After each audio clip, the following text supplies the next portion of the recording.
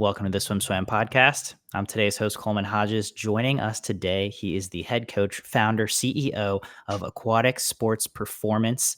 And most of you might know him as now the primary coach for World Championship qualifier Santo Condorelli, aka Mr. Worldwide. Today, to talk to us about training in and out of the pool, we're sitting down with Sean Kao. Sean, thanks so much for joining us. How's it going? Thanks for having me, Coleman. It's going well.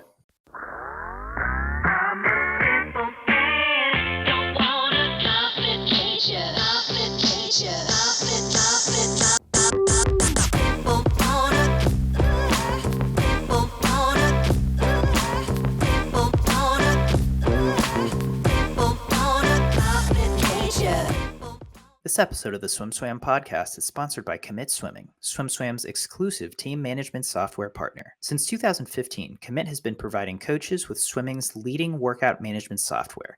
And now, Commit has team management software too. Commit wants to help you make the switch from Team Unify to a simpler, more powerful solution. Their onboarding and customer service team will walk you through every step of the way. Check them out at commitswimming.com to book your demo today. That's COMMIT swimming.com. I don't know much about what you've done or how you train athletes, so I'm really excited to just have this conversation and get to know you a little bit more.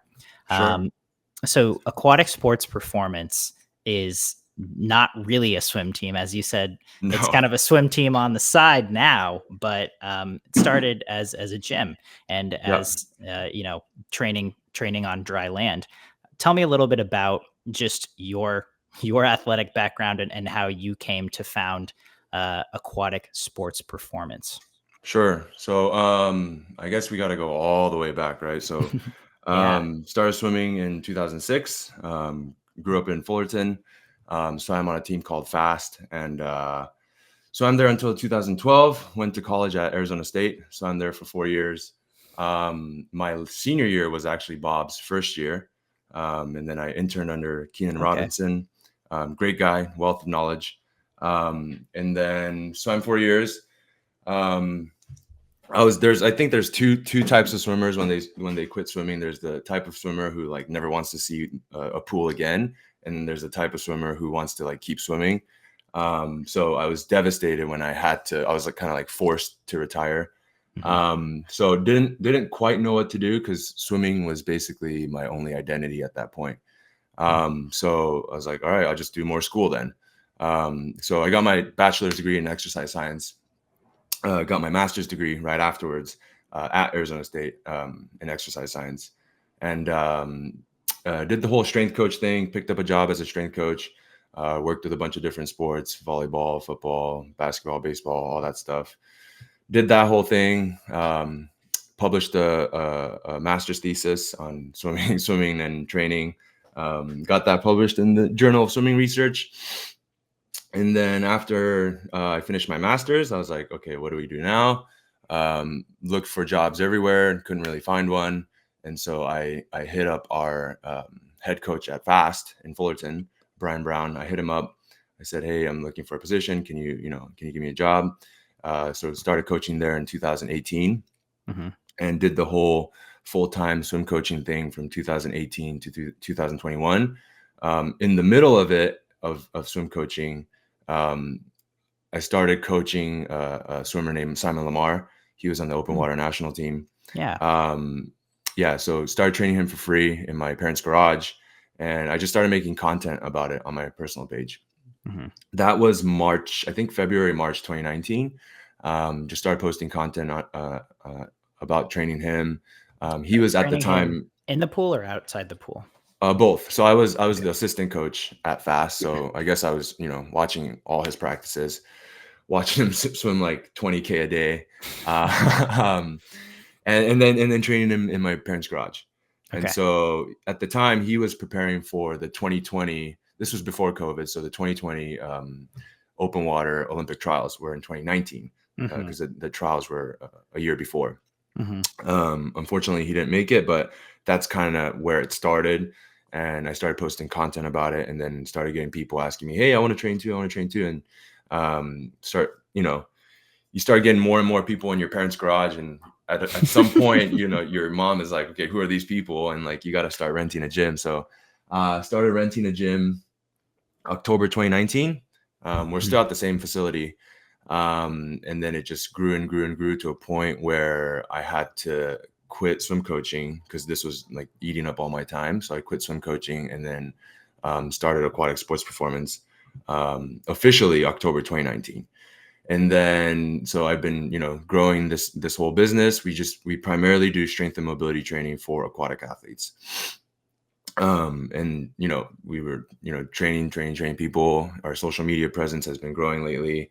And so this, you know, this post-grad team just kind of started out of nowhere in like January. So that's long story short, that's where we're at now. Yeah. So it's kind of funny that you started as a dry land. Now you have, again, as you said, this little post-grad group that includes again, Santo Condorelli, Calvin Justice, who's kind of, I guess, back in LA, making a comeback, or back in swimming at least. Marina Spadoni, Santo Grassi, Santiago Grassi. So you've got a few athletes there. I think they're all pretty speed focused. I guess so. But going back to you, we'll get to them. Just as you started training these athletes, you know, in 2019 with Simon, yeah. Who's an ultra distance athlete, right? Like, how did you start finding out how to train athletes, or what works best for swimmers, especially someone like Simon versus, you know, the more speed focused and power focused athletes you have now? I guess it's more of a lifelong process, right? Because like ever since I was swimming at 12 years old, I was obsessed with swimming. Like I failed algebra 2 in high school because instead of doing like algebra 2, I was calculating splits on my calculator of how to swim a faster 200 freestyle or how to swim a faster 500 freestyle. So I took algebra 2 twice in high school. All that to say, like when I was 14 or 15, I hit a huge plateau in my swimming career. And I was like, okay, I got to figure out how do I break this plateau. And so I just started going to the gym. The first place I went to when I got my driver's license was the gym. Like 6 a.m. the next morning, I went to the gym. And like not many high school kids are doing that. And so, but at the time, like I didn't know how to lift weights, or I didn't know anything about training. And so I was like doing 3 sets of 10 on every single machine just to see what happens. And sure enough, like because I was, you know, a newbie at that time, like I did improve and I finally broke my plateau. And that was kind of the point where I was like, oh, like this works. Like this is going to be my life. And I was obsessed with training, and I still am.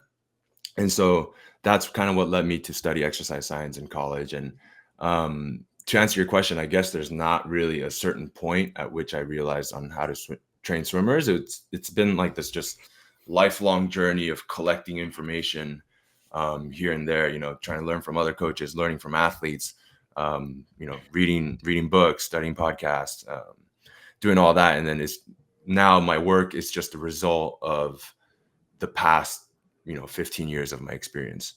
I mean, I feel like everyone's experience with this is so different, especially if they swim in college and then go on to coach or to teach. But do you feel like you had big takeaways from swimming in college, just in terms of what you learned about the sport or what you learned about how to approach the sport? For what I learned in college? Yeah, I specifically from swimming in college. Yeah. It's a great question. I think the greatest takeaway is like when you grow up on one club team for your whole life, you only see one style of training.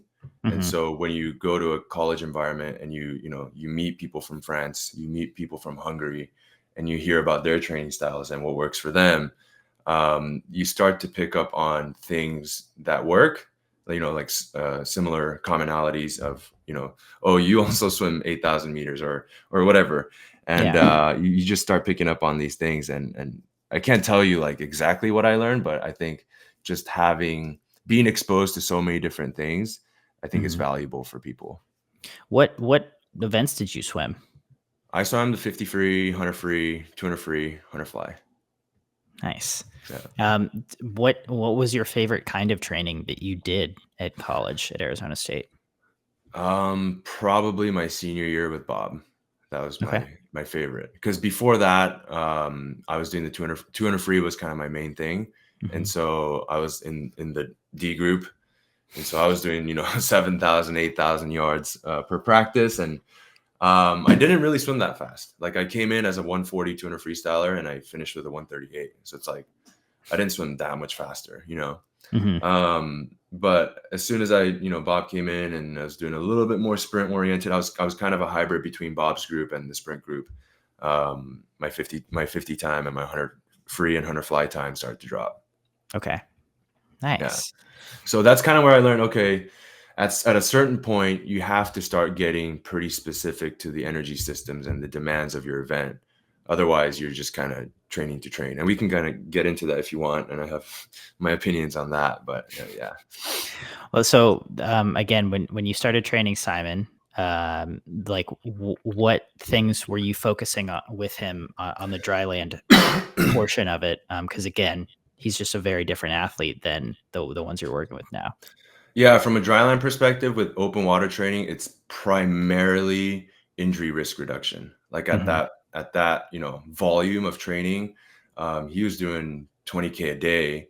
And so for me to add any more stimulus that was really difficult for him to handle would just break him. And so it was a lot of, core stability work, arm care work.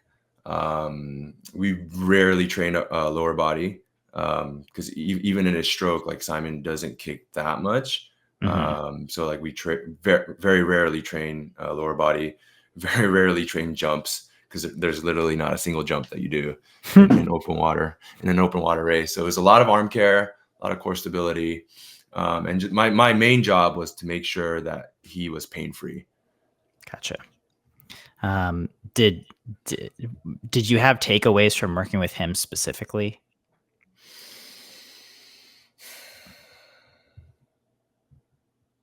Yes. I think that it's more from a psychological perspective. Yeah. Just the difference. So, I've worked with, I don't know how many athletes I've worked with now, but ever since Simon, because I've been friends with Simon since he was a little kid. And one of the differences that I think between elite athletes and kind of kids who like don't really make it is the amount of focus people put into every single practice, every single rep, every single set. Um, with Simon, like he was so ultra focused, and you can tell like if it's 12 100s or whatever, he was putting everything he had into every single 100. Even in the weight room, if I gave him, 3 sets of 8, every single set, every single rep, he was very focused on.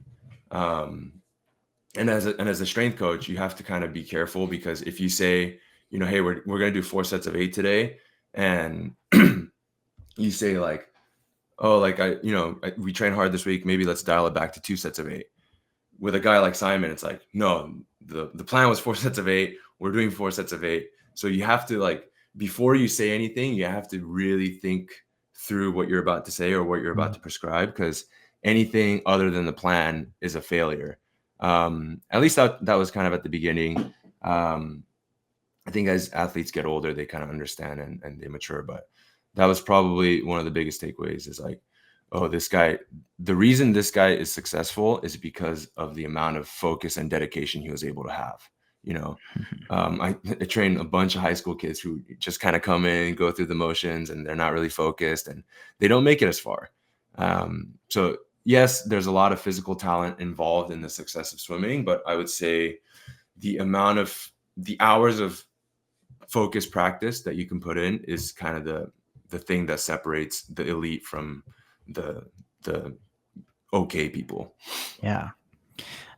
So you have this experience training Simon, and then you start training other athletes. Were the athletes coming to you primarily high school age athletes, or was it kind of all over the place? No, mostly high school. Okay. Mostly high school. Yeah, that's our main population that we work with. Okay. And so for that population, what do you tend to focus on with them? Or again, is it kind of more specific to the athlete that they are? Yeah, we individualize every training program to each Okay. athlete, because you can have, 200 breaststrokers who have completely different things that they need to work on. One might have Mhm. super hypermobile hips, one might have super tight hips, and so they would need a completely different training program. But I will say that, like, swimming has now become so, I mean, this isn't across all sports, even like baseball, Little League starts at 8 years old now, right? And people are getting Tommy John surgery at 13 years old. It's wild. So sport is getting, more specialized earlier and earlier and earlier. And sport is also getting more competitive. And like, even to make it to the college level, it's getting way more competitive. So all this to say, a lot of swimmers, when they come to us when they're 12, 13, 14, the only thing that they've ever done in their life is swimming. And so Mhm. they've only spent all of their physical activity in an aquatic environment. So meaning there's not much gravity in there. And so when they come to us, they're actually extremely weak. Like, they can barely do a push-up, like they can barely do 10 body weight push-ups, one chin up, right? So it's like, all right, before we do anything crazy, before we do anything super specific, like, let's make sure we hammer those basics first. And we get a lot of that. So we kind of created a system of like, okay, how do we get an athlete to do their first push-up? How do we get an athlete to do their first pull-up? How do we teach a proper hip hinge? How do we teach a proper squat? We kind of take them through all that. And then from there, we can kind of figure out, okay, what is their rate limiting KPI and how do we attack that? And how do we track that? And, so, okay, I'm kind of going into more training philosophy now, but we use something called, I've talked about this a bunch. We use something called a bucket system, and it's not new. It's been around, but it's just something I named it the bucket system because it gets the point across. Basically, you can have an infinite amount of buckets. So you can have, a lower body strength bucket, lower body power bucket, upper body strength bucket, upper body power bucket, upper body mobility bucket, psychology bucket, recovery bucket. There's infinite amount of options you can create. And Mhm. all athletes present with a different size bucket and different varying amounts of water in each bucket. So I believe it's the coach's job to understand, okay, what buckets have how much water in them. And you want to fill the buckets that have the least amount of water, but also directly impacts the sport. So for example, like a soccer athlete, like if they can't do a pull-up, not a big deal, right? For swimmers, big deal. So like, if a swimmer comes to us and they can't do a single chin up, it's like, okay, we would consider the upper body strength bucket pretty full or pretty empty. And so my job is to turn the faucet onto that bucket, and then say they can jump high. I just trickle water in that bucket so that the water doesn't evaporate. And that's Mhm. kind of, I believe, the coach's job is to, because the amount of buckets are infinite, but the amount of water you can pour is finite, meaning you have to be strategic with the amount of water you're pouring in each bucket, because you can't recover from everything, meaning, your Yeah. biological resources to recover is finite, but you have an infinite amount of training options. So I think that's what strategy is. It's allocating finite resources toward an infinite amount of options. Yeah.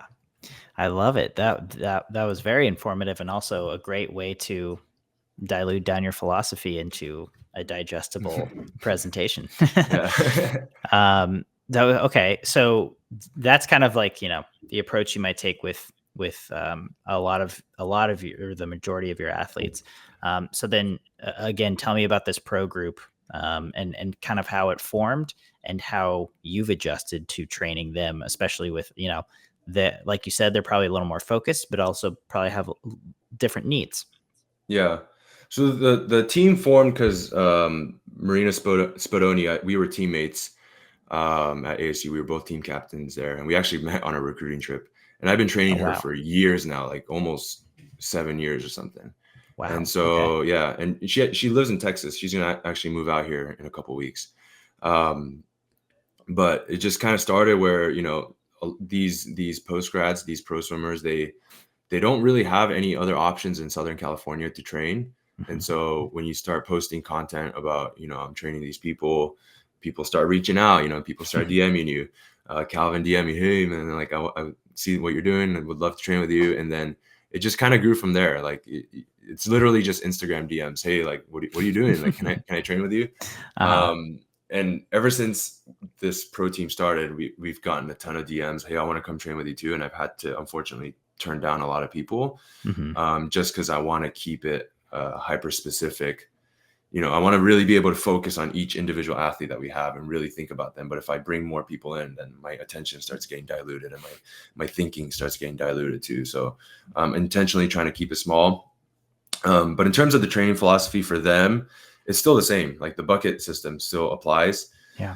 Once the buckets are full, then you can increase the size of the buckets and then you can start the whole process over again. So we track a lot of things. We track a lot of things in the weight room. We track a lot of things in the pool.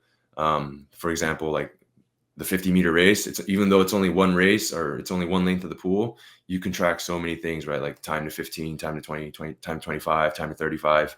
You can track stroke rate. You can track velocity in terms of meters per second. Cam and I actually talk a lot about this, and I'm super jealous of his pool because his pool, he likes to brag about it. I'm just kidding.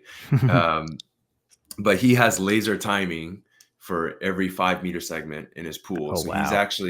he's actually able to track, you know, okay, this 25, I went 9.4, but I was, you know, 5.2 to the 15 or whatever, right? Like he's able to track these things and make training adjustments based on that. And I think that's so powerful because right now I'm just hand timing everything. And obviously when you hand time, there's an error. There's a element of human error to it. I'm getting off topic here, but no, not at all. This is Cam McEvoy, correct? This is Cam McEvoy. Yeah. We actually talk quite a bit because we have very similar training philosophies, and we both kind of found each other on the internet. I mean, I knew of him obviously because he's big, but we started talking because we had very similar training philosophies, and we had put out some YouTube videos where I was kind of explaining my training philosophy, and we talked about like how it's interesting when two people on opposite sides of the planet, they come up with the same solution. There must be something to it because we had no prior communication. Like we never spoke about training, prior to me publishing these YouTube videos, and we basically came up with the same thing, even though we never spoke. And the analogy that we kind of talked about was like religion is the same thing, because like you have different religion, like the human race created religion whenever the human race started, created religion, and they all have the same underlying philosophies, right? Like be a good person, blah, blah, blah. Yeah. But they're a little bit different, and they didn't have Instagram back then. So they weren't able to communicate, but somehow they came up with the same thing because there's some kind of need for the human to have faith and, be able to be a good person. Like, so that's why religion was created. And that's what we were talking about. We were like, oh yeah. And then Cam brought up some crazy physics thing that like some scientists in Japan came up with and some scientists in the US came up with. I had no idea what he's talking about. That dude is wicked smart, by the way. The professor. The professor. I now I understand why they call him the professor. Sometimes he'll send me like these long explanations of these scientific things about training, and I have to send it to ChatGPT to understand what the heck he's saying. I'm like, please summarize this. But no, he's a great guy. He's very generous in sharing his information with us, and he's been a huge help, especially since we started the swim team. That's so cool to hear. And again, it's so great that it seems like the world is becoming more and more open to just sharing ideas like this, right? Specifically swimming. So working with these, again, all more sprint oriented athletes, you're still working under the same philosophy of filling the buckets. But specifically for the dry land portion of it, what were you working with, Santo or Marina or Calvin on? Sure. So like Santo initially came to us with 2 torn shoulders. They're actually still torn, and they recommended surgery. But he opted not to because we knew that, if he did surgery in December, it would be, 6 months to heal.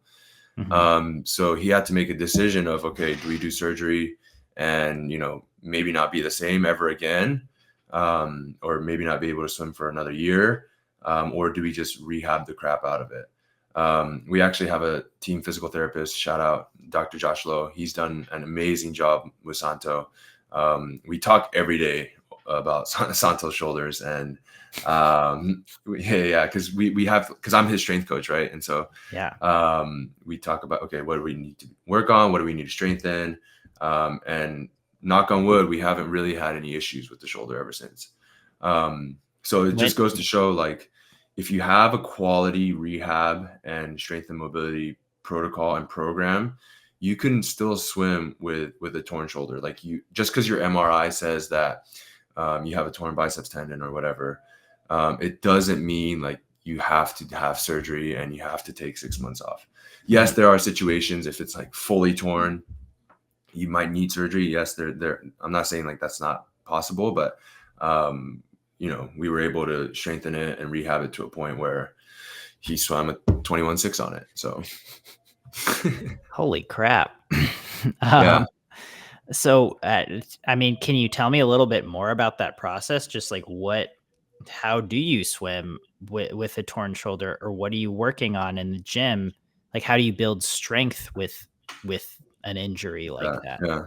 So you have to assess it first. So just like the bucket system, you can have micro buckets of like, okay, the shoulder is one big bucket, and then you can have little micro buckets within the shoulder of, okay, what is the external rotation strength? What is the internal rotation strength? What is the scaption strength? What is the abduction strength? What is the adduction strength? And you can have all these things, and you can measure these things. And Josh measured them, and we found a couple things that were weak, like external rotation. So we just hammered those things for a long time. It was like, I don't know, 3-4 months of just basically rehab and not doing much else. And we were training his lower body and core, because those things you can train, but we weren't really like pushing the upper body. And I can tell that was extremely frustrating for Santo psychologically, because like, we're like, okay, we got trials coming up. And I was like, it was so hard, because my job is to kind of, bring the reins in with him, like not letting him go all out, because he just wants to go all out and, hit dumbbell bench press with 80 pounds. But I'm like, okay, that's probably not the best thing to do right now. So we just kept rehabbing, and shout out to Santo. Thank you so much for being patient with us. But eventually, I think it was like a month out from trials, we were finally able to, like, okay, we got to get some strength in the upper body. So we kind of shifted from a rehab approach to more of like a strength approach. And this was probably 4 to 6 weeks out. We started doing that. And he got strong pretty fast. And luckily it all worked out. So, I mean, this is like kind of sounding like the opposite of like your typical taper, right? Yeah. You're like ramping up, but then you're adding strength at the end. Right. Well, we had to, building. right? Yeah, exactly. We had to, yeah. And that was kind of our only option. And I knew, like, the 50 freestyle, when you go into a 50 freestyle final and you see, 7 other dudes who are like just jacked and super strong, I think there's an element of psychological element where you have to walk in there confidently, knowing you put the work in. And I wasn't about to send Santo in that A final, only have been doing, shoulder rehab stuff for his whole preparation. I just couldn't let him into that final psychologically like that. So I was like, okay, we're kind of taking a small risk here, but I think we have to do it. And so we started training his upper body, and he got strong, and it worked out. Yeah. I mean, I have to assume that just the years and years of him being an elite sprinter and an elite athlete probably came in that that month where you were trying to build strength. Yeah. He's a phenomenal athlete, and he's got that like psychological edge where it's like when the pressure is high, he knows how to shine bright. Because I think there's some athletes, when the pressure is high, they kind of crumble, but Santo is the exact opposite of that. Like it's actually the opposite. Like, we just swam a local meet here in Fullerton. It was super low key, and there's not much pressure, and it was like a night swim, and like he went 22.3, and it was kind of like meh, but I think that's because like he didn't have enough pressure, enough at stake, so he's one of those rare athletes where psychologically when it's time to shine, like he can get it done. Yeah. So how are you managing his load in the water, or I guess his training in the water throughout this rehab and then this strength building process leading up to trials? Before trials, well, it's funny because like we don't swim that much. Mhm. Like if we swim 2,000 yards, it's a lot. Yeah. So like in terms of managing volume, like there's really not much to manage. I guess intensity we manage more. I use Charlie Francis's high-low model, meaning like all of the stress is consolidated on one day. Okay. So like for us, we lift Tuesday, Thursday, Saturday. And so Okay. I want to consolidate the stress. So like our hard days, our race pace days are Tuesday, Thursday, Saturday. And then Monday, Wednesday, Friday is our skills and differential learning days, where it's kind of more, we still want it to be productive. Like we don't want to just throw it away because we still want to be productive for 6 days. So we try to learn new skills. We work on starts, we do differential learning. So basically, trying to learn a skill in as many different ways as possible. And so that's kind of how we manage the stress. So there's kind of a day of recovery and adaptation that can happen. Because I think we just had a team meeting about this yesterday. I had all the athletes here, and I kind of laid out the next 3 weeks. And these guys are so high level, and these guys have been swimming for so long, and some of them have been coaches. So it's like, why wouldn't I leverage their experience? So I kind of came up with the template plan. I'm actually looking at it right here. It's on my whiteboard. I came up with the template plan and I presented it to the team. And I say, hey, Santo, what do you think about this? Hey, Calvin, what do you think about this? Hey, Santi, what do you think about this? And they gave me suggestions, and it was an awesome meeting. And one of the things that they brought up was like they really like this high-low system because you don't have to be on every single day. I think it's really hard knowing you're just going to get smashed Monday to Saturday. Like, okay, we have to do this today. Yeah. Like they know, like today, Monday afternoon, like today's a little bit easier today. So they don't have to be on psychologically. They can kind of come in, go through the motions. And then Tuesday they're on. And a really good point Calvin brought up in yesterday's meeting that I really loved was that Calvin said that I now look forward to coming in on Tuesday and Thursday. Like I want to go in there and give it my best effort. I think that's really hard to do if you're doing that 6 days a week, and you're going to have a tough threshold set that day, and you're doing that 6 times a week. I think that's really hard. So I think consolidating the stress into this Tuesday, Thursday, Saturday model, the athletes are like excited to come to practice, and so am I. Mm-hmm.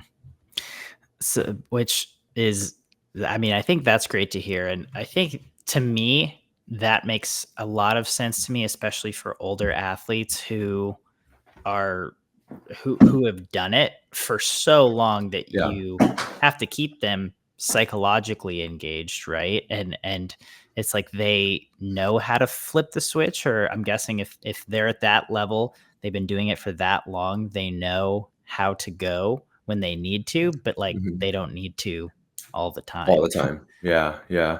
And I would say also like this type of training that we're doing, like we don't really do more than 300 meters of race pace. Like I kind of found that 300 is like the max threshold that we can do at race pace. Any more than that, they kind of start breaking down. But what I will say is like you can't do this type of training with everybody. You have to do it with athletes who have the capacity to produce a ton of effort, basically. And you can actually calculate this like on an assault bike or anything where there's low skill involved, and you can get a numerical output number. So for us, like for our high school kids, we'll put them on the assault bike I don't know if you know what that is. It's like the wind bike where you move your arms and legs. Yeah. There's no skill involved. It's literally just this, right? It's literally on a track. And you have them go all out for 10, 15 seconds. And then you see how much wattage that they can spit out. And you divide it by their body weight in kilograms. So it gives you, 13.4 watts per kilogram, whatever. And that's their power capacity. That's how much power that they can produce within a 15-second period. Mm-hmm. For athletes, you have athletes, that can produce 18 watts per kilogram, which I would consider really high. And then you have athletes I've seen produce like 2 watts per kilogram. The athlete who's producing like 2 watts per kilogram, probably if they're doing, like one of our sets for the week is like 620s on the destro. Okay. Like if they do 620s on the destro, like they're going to be like, okay, what's next? I did 620s on the destro last week and Santi Grassi threw up. Right? Because he just has that capacity for output. Like if I put him on the salt bike and I had him go all out, he would probably produce 17, 18 watts per kilogram. Okay. So you have to, this type of training works if you have an individual who is able to produce that amount of effort in a short amount of time. Gotcha. And that makes a lot of sense because again, you said 300 at race pace is about the maximum or about the sweet spot. And my next question was going to be, okay, what does that look like? An example could be 620s, would be like the amount of race pace for a practice. And again, it's funny. I think most swimmers, hear that and they're like, what? Only 300 yards, only 620s. But, if you're talking about one lap race, and again, athletes who can really put a lot of output into those, then I think, that's when it starts to click. Yeah. And we take a ton of rest between each rep. So like to do 620s, like with the warm up, like after we do the warm up and everything, like it's a 2-hour practice because they're taking, 5, 10, 15 minutes between each repetition. Wow. So you can kind of think of it as like, if you're at a meet and you have to swim like 6 races in one day, you can kind of think of it that way. That's a pretty stressful day, right? So even though it's only 150, 170, 200 meters, like it's still a huge stimulus because imagine doing, 5 races in one prelim session. Like that's a huge stressor. Yeah, absolutely. And so just so we're, if anyone doesn't know, when you're on a destro, that's like a bucket, right, with water in it or weight in it. Yeah, we use a weight. Okay. And so I'm guessing each athlete kind of has their own weight spectrum that they're swimming with for that. Yeah. For us, on Thursday, we're gonna go 620s at 70 pounds, and we try to improve, their average time every single week. That's for our next 3-week block. That's kind of what we decided we're gonna do. And then on Tuesdays, we're going this Tuesday, we're going 620s at 25 pounds. Next week, we're going to try 620s at 30 pounds. So it's a little bit heavier, but it's not so much that they could feel it. But if they go the same time, you're technically improving because you're going the same time at a heavier load. And then week 3, we're going to try 620s at 35. And so I've taken a lot of the concepts that I've learned from, the strength world, and I'm just applying it to the swim world. Mm-hmm. Which is very exciting to me just because I think we've seen that, but we don't, it's not everywhere. Right. Yeah. Not everyone. Not yet. I think it's going to catch on very soon. Yeah. Especially with guys like Cam, putting out content and sharing his information, like it's going to catch on. I mean, how could it not, right? Who doesn't want to go 21-0? Yeah. And like, especially with the 50s of stroke coming out, all these old guys, I shouldn't say old, but all these, the 30-year-olds, they're coming out of retirement and they can swim fast because you only need, 1,000 meters of volume and you can still swim fast. Yeah, no, absolutely. I love following some older swimmers who, again, just aren't doing much, but they're like, I can still swim at 50. Right. Yeah. So just going back to Santo, because this was really one of the top stories for me at World Championship trials.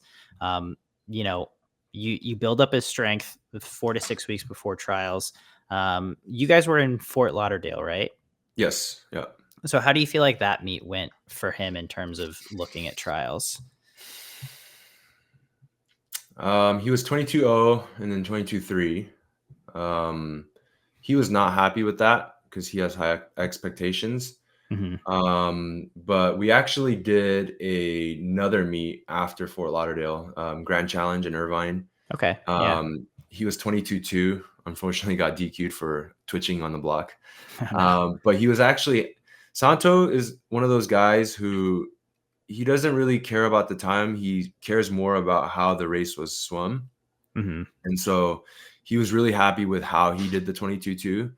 And so I think that kind of gave him a confidence boost going in. Even though 22.0 was faster in Fort Lauderdale, he didn't really like how he swam it. And so when he did the 22.2 at Grand Challenge, he really liked the way he swam it. And so I think that gave him confidence leading into trials. Yeah. And then just again, for you as a coach, what was your experience like for World Championship trials? Because you were not there, I was correct? not there. No, I had an entire business I had to run back home. I actually think it might have been better that I wasn't there. Santo kind of likes to like really lock in and kind of be on his own and do his own thing and not talk to anyone before a race. So Okay. I have a feeling like me not being there was a good thing. For me as a coach, it was probably one of the most nervous I was for a race ever. Like I remember watching it in my living room, and my heart rate was probably like 120 sitting on the couch, and my business partner was there, my wife was there, my kids were there, and we were watching the race, and we watched the race. He got second, and we're jumping.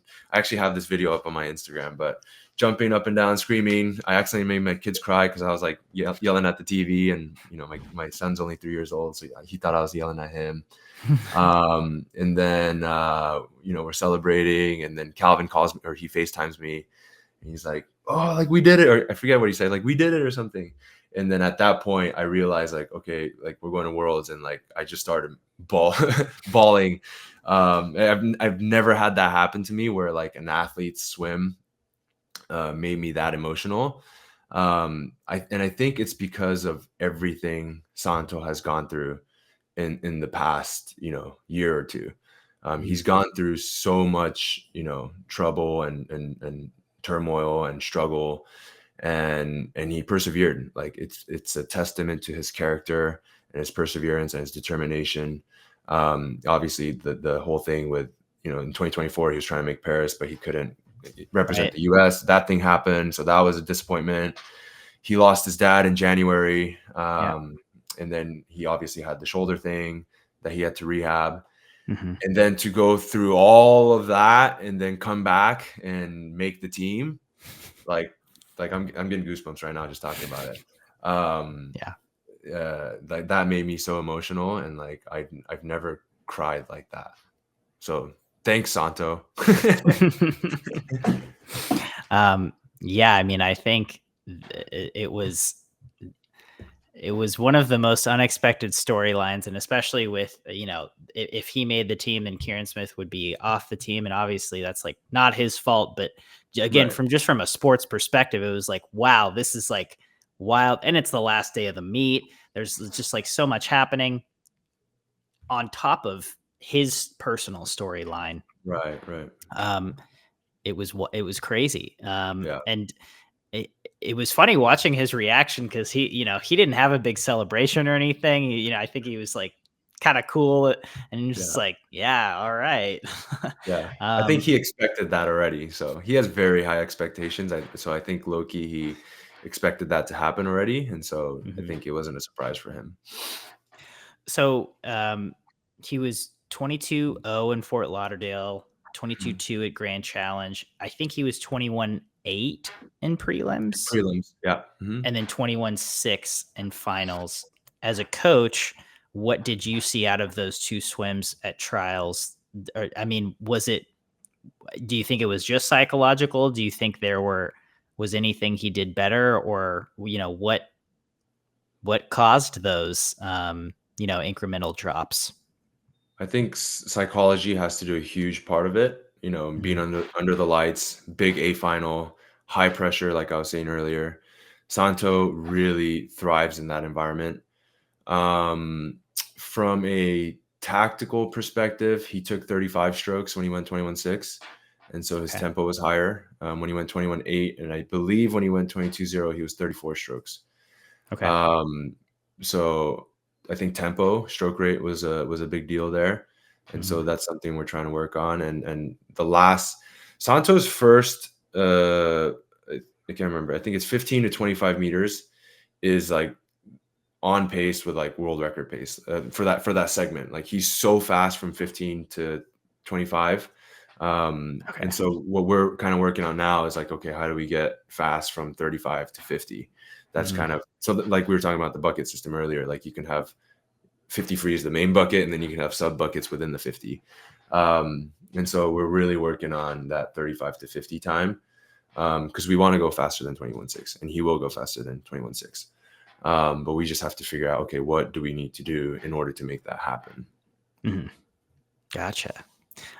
So I guess just moving forward, will you go to Worlds? I am. Yeah. I'm actually the national head coach for El Salvador. Okay. So I'm going with Marina as her coach. And obviously I'm not going to not talk to Santo. So I'll be there with them both. Yeah. Okay. That's really exciting. Yeah, it's pretty cool. I mean, what's it like for you now, doing a double taper? Do you have much experience in this realm? Never. Never. Never. I'm literally 3 months into my coaching career. I had my assistant swim coaching career, but that's an assistant swim coach, right? Like I'm not really calling the big shots. I'm like 3 months into my coaching career, and Santo makes the team. So it's like, okay. I mean, obviously it's a testament to all the work he's done before with prior coaches. But now it's like, okay, he made the team. You have to learn all this. And I'm literally like, I told the team like, hey, I'm 3 months into this. I'm learning. I have no idea how it's going to work. And that's where Cam has been really helpful because he's already done this kind of stuff. And I can text him basically whenever I want. And he's very generous in responding. But for the next 3 weeks, we're kind of ramping things up. And then after we have the LA invite in July. So LA invite is actually 19 days from the prelims of the 50 free. So we'll do that. Nice. He races the 50 on Saturday, and then Team USA flies to Thailand that Sunday. And so we're going to use these next 3 weeks as kind of like a big training block, and then we'll kind of start the taper in Thailand.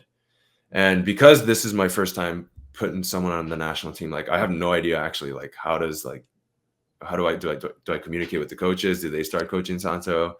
Luckily, my friend and former teammate Herbie Bame, Arizona State head coach, is one of the assistants on the team. So I've kind of been texting him and asking him questions. So we'll figure it out.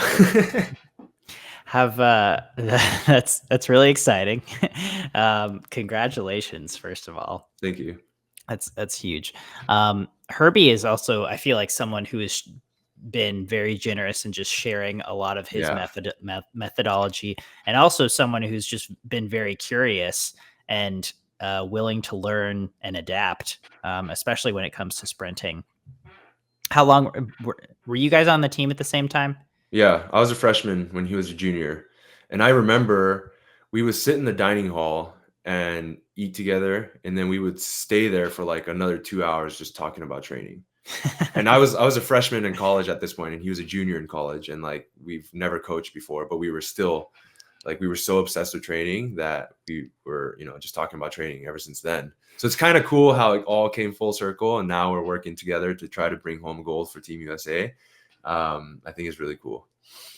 That's awesome. Yeah. That's super exciting. Yeah. Have you talked to him, I guess, just throughout this coaching process? I mean, I know you said specifically now with just like coordinating worlds and training and stuff, but has he been a help or just, I guess, a friend along the way of this coaching journey as well?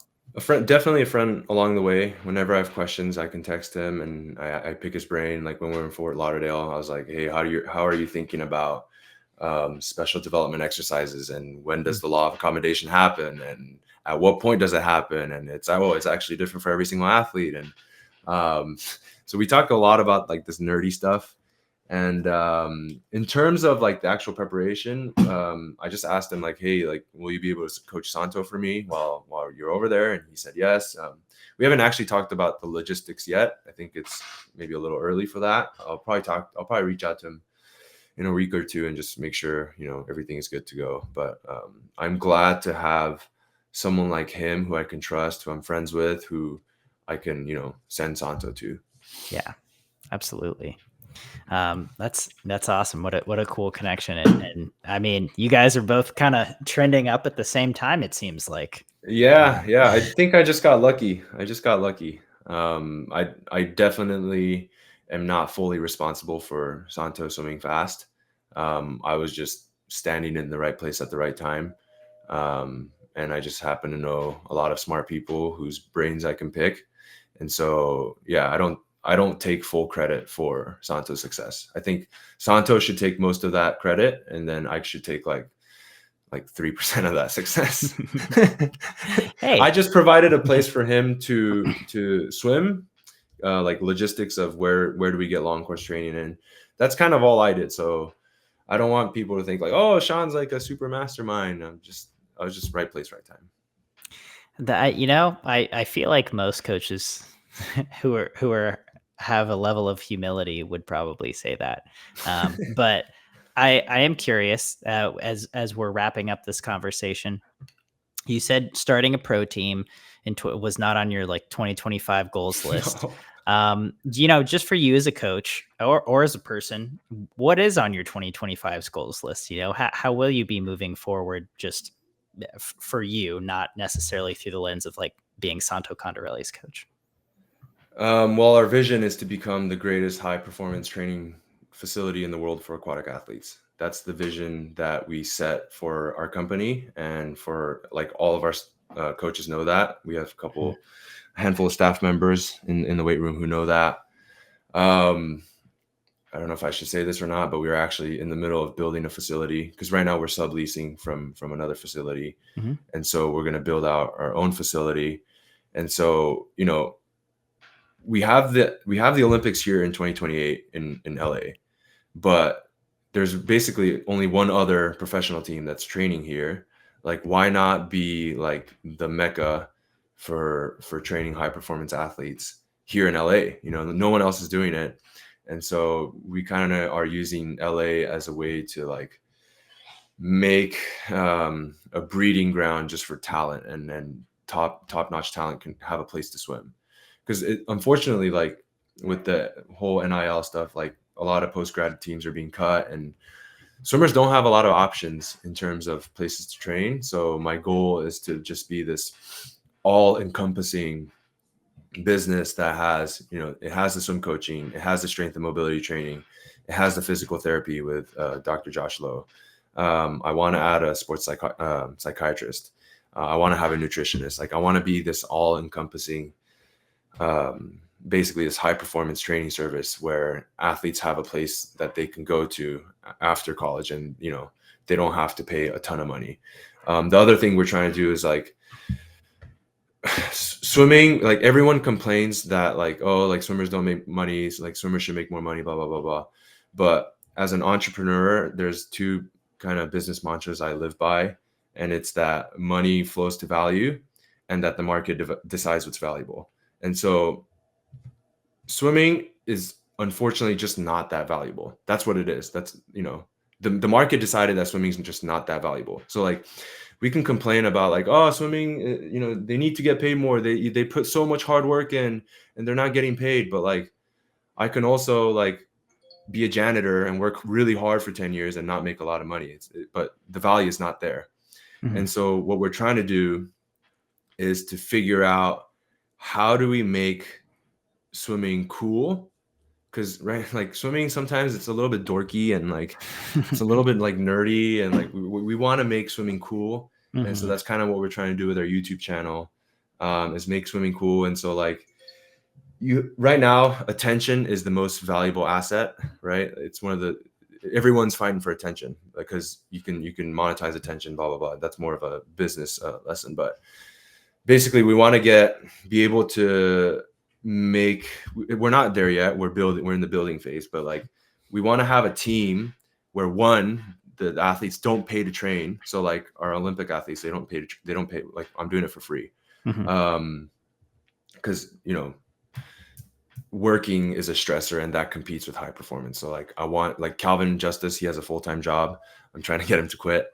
So that's why we're trying to build his brand so like he can start getting brand deals and he can make a living off swimming. And so we're trying to find ways to make swimming entertaining and valuable to help these guys actually make money. Like how do we make these guys money? So we have a couple projects that are coming up or that are in the works right now. Like we have this subscription, ASP Swim. Athletes it's literally a copy and paste of the workouts that our postgrads are doing.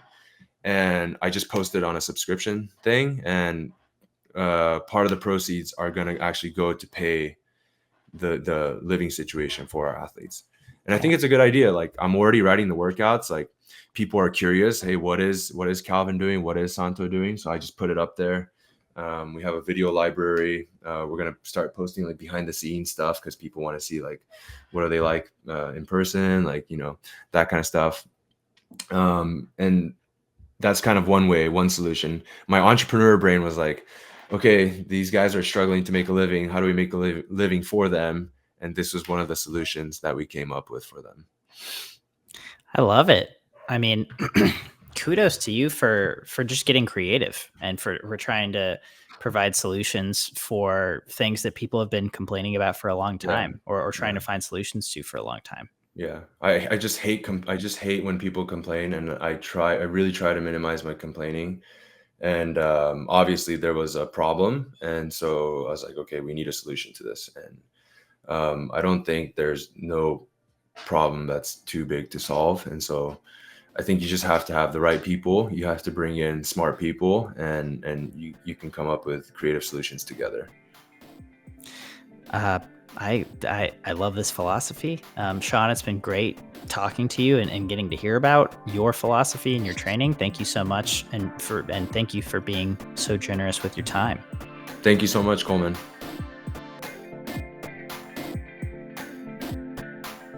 You've been listening to the Swim Swam podcast. Stay tuned for new episodes every week.